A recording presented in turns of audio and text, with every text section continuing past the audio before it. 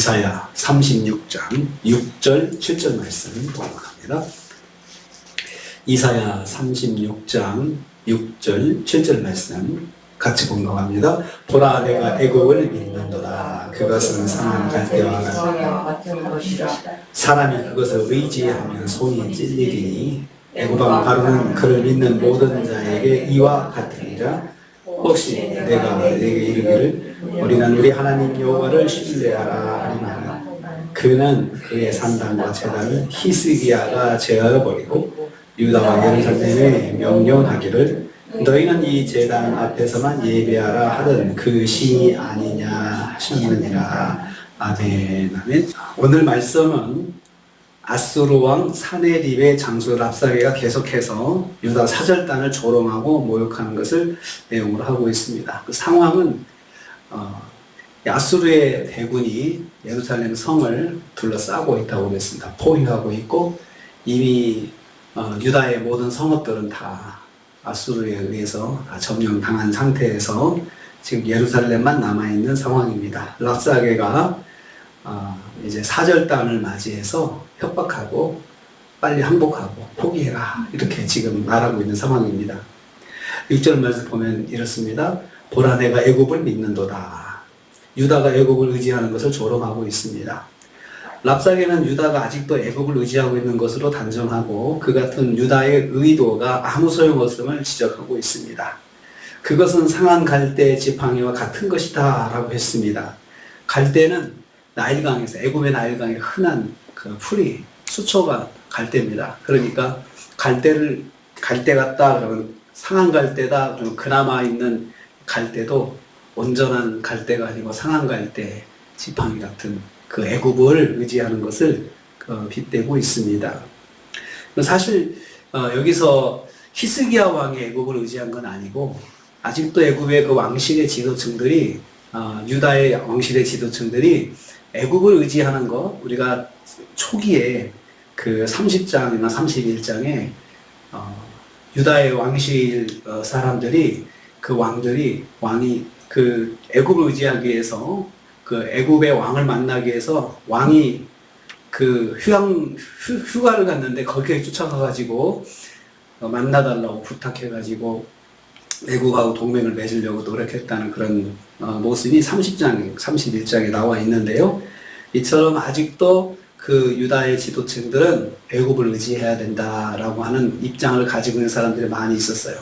히스기야는 그런 입장이 아니고 히스기야 왕은 우리는 하나님을 의지해야 된다라는 입장에서 마찬가지로 반아수르 정책을 펼치고 있는 것이고 왕실에 있는 여러 지도층들은 반아수르 정책을 하는 것이 애굽을 의지해야 된다라는 마음으로 그렇게 되는 것입니다. 그렇지만 그 아수르 입장에서는 어느 쪽도 다 아수르를 의지하는 것이 아니기 때문에 다 그렇게 자기들과 적대적인 관계에 있는 것으로 보고 있는 것입니다. 그래서 와서 애굽을 의지하는 것이 무용지물이다 라고 하는 것을 계속해서 이야기하고 있습니다. 사실 유다의 왕실에는 친애굽 인사들이 하나님의 경고를 무시하고 애굽에 내려가서 동맹을 맺은 사실이 있다고 말씀드렸습니다. 아수르는 이 사실을 간파하고 그러한 동맹으로 유다가 아무 도움을 받을 수 없음을 경고하고 있습니다. 그러니까 말로 지금 협박하는 것입니다. 너네가 아무리 그래도 도움이 절대 안 돼. 그러니까 마음을 돌려라 라고 그렇게 이야기하고 있습니다. 사실 그것이 사실이었습니다.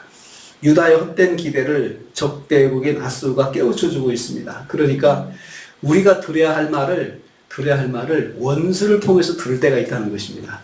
우리에게 꼭 필요한 말을 우리가 귀 기울이지 않을 때 하나님께서는 정말 나하고 관계가 좋지 않은 사람의 말을 통해서라도 내가 그 소리를 듣도록 하실 때가 있다는 것입니다. 그래서 나하고 친하지 않은 사람, 나를 미워하는 사람이 나에게 꼭 필요한 말을 그냥 할 때가 있는데 하나님께서는 그렇게라도 해서 내게 필요한 말을 들을 수 있게 하신다는 것입니다. 우리가 때로는 하나님 말씀 통해서 하나님의 뜻을 들어야 되지만 어떤 때는 우리가 거기에 귀를 기울이지 않고 내 마음대로 할 때는 하나님께서 정신 바짝 차리라고 보낸 어떤 그런 그 상황이라든지 그런 그 사람이라든지 그런 사람을 통해서 우리가 들어야 될 말을 꼭 짚어서 말씀할 때가 있습니다. 그럴 때는 자존심은 상하지만 맞는 말을 하네라고 그런 생각이 들 수도 있습니다.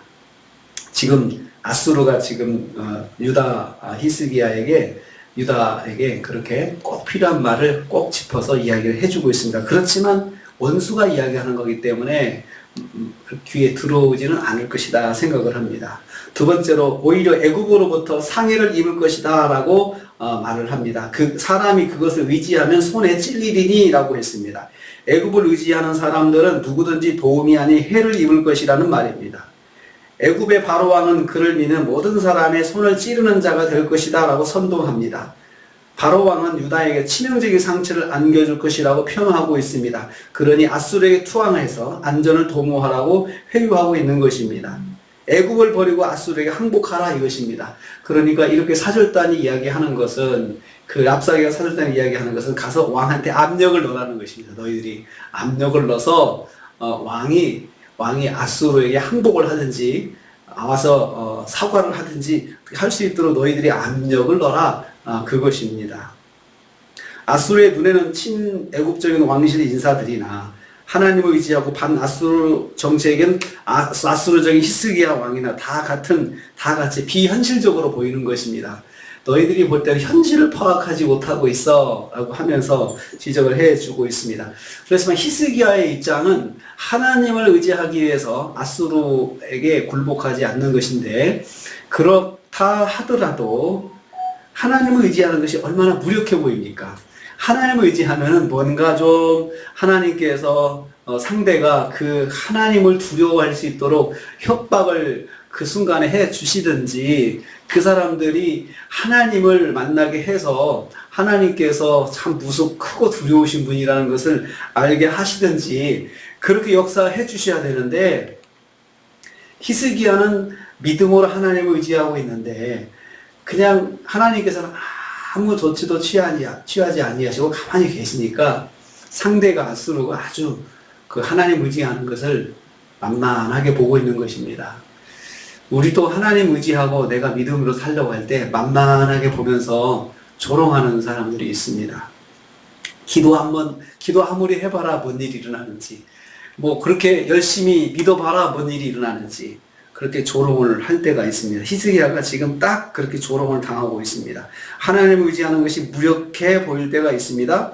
그래도 하나님을 붙잡아야 됩니다. 히스기야는 지금 그래도 하나님을 의지하는 마음이 변하지 않고 있습니다. 그렇지만 얼마나 많이 마음이 두렵고 떨리겠습니까? 이거 끝까지 하나님 붙잡아야 되는데 눈에 보이는 상황이 변화가 하나도 없으니 얼마나 마음이 떨리겠습니까? 그래도 하나님 붙잡는 거죠. 하나님 붙잡는다고 하는 것이 우리가 온전한 마음의 평안을 누리면서 하나님을 붙잡는 것은 아니라고 생각을 합니다. 그러한 마음들을 이겨가면서 불안한 마음도 한편에 있지만 그래도 하나님 붙잡는 마음으로 계속해서 나가는 것이 이게 하나님 의지하는 실제적인 상황이라고 생각을 합니다.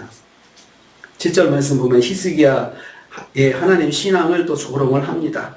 이제는 히스기야의 워딩을 딱 가지고 조롱을 합니다. 우리는 우리 하나님 여호와를 신뢰한다 라고 선포를 했습니다. 히스기야가. 그런데 너 그렇게 말했다고 그러는데 이렇게 시작을 하는 것입니다. 히스기야 말을 그대로 인용합니다.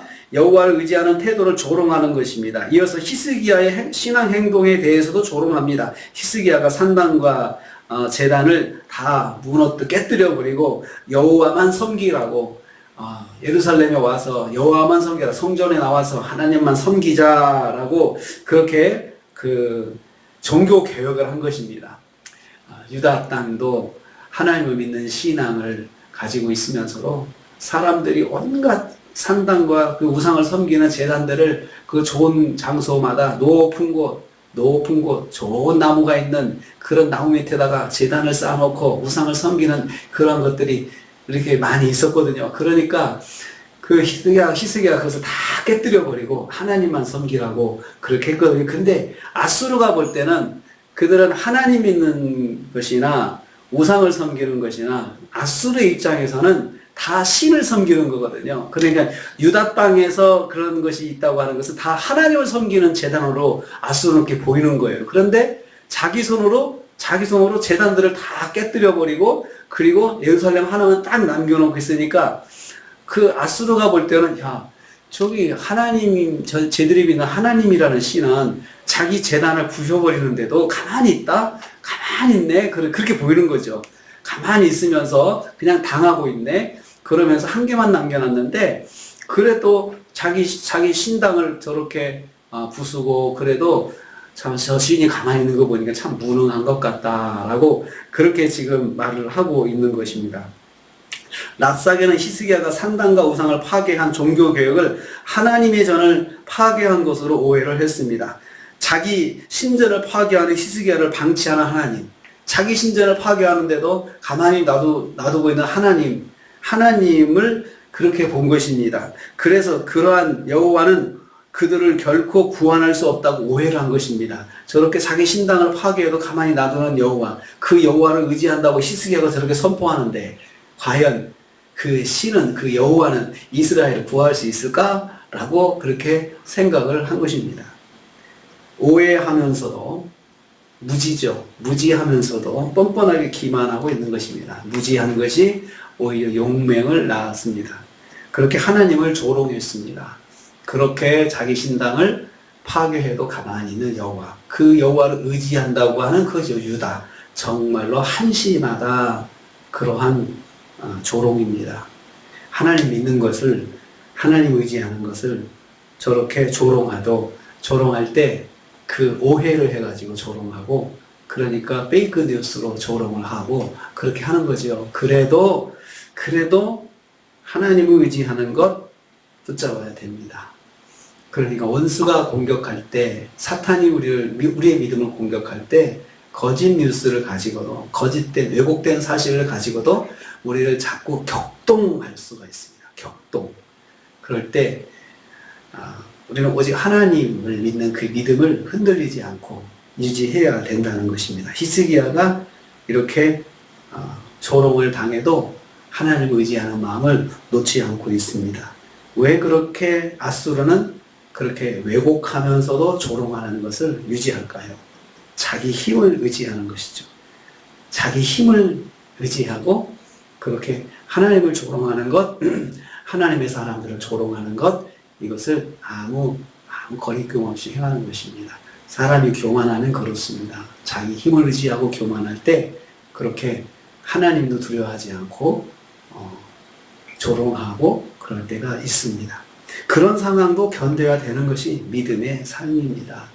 히스기야가 늦었지만 유다의 큰 역사적 흐름 속에서 이제는 나라가 기울어지고 망하기 직전이지만 하나님께서 히스기야의 그 믿음을 보시고 그 나라의 운명을 연장시켜 주시는 것입니다. 그렇지만 기울어진 나라를 믿음으로 세워보려는 히스기야의 이 노력은 정말 그 고통을 많이 당하고 왜곡을 당하고 있습니다. 우리가 또 한 주간을 시작합니다. 믿음의 삶은 항상 도전이 있습니다. 그리고 또 그 도전 중에 낙심하게 하는 도전이 있습니다. 낙심하게 하는 거죠. 그 낙심이 보통 무엇으로 오느냐? 말로 올 때가 있습니다. 말로 낙심하게 하죠. 지금 랍사게가 유다를 공격했습니까? 공격 안 했습니다. 그냥 앞에다 대놓고 말로 사람 기를 죽이는 거예요. 그 말의 공격에 우리가 기죽지 않아야 됩니다. 그러려면 우리도 하나님을 의지하는 믿음이 강하게 있어야 합니다. 말씀을 붙잡는 믿음이 있을 때 그 말로 공격해오는 기죽이는 그런 상황을 이겨낼 수가 있습니다. 요즘은 육체적인 그런 공격보다도, 고난보다도 말에 의한 잘못된 거짓된 뉴스에 의한 그런 핍박이 참 많습니다. 그래서 하나님 말씀 붙잡아서 흔들리지 아니하고 오늘도 또 한 주간 더 승리하시는 우리 권사님들 되시기를 주님의 이름으로 축복합니다. 기도하겠습니다. 아버지 하나님 감사합니다.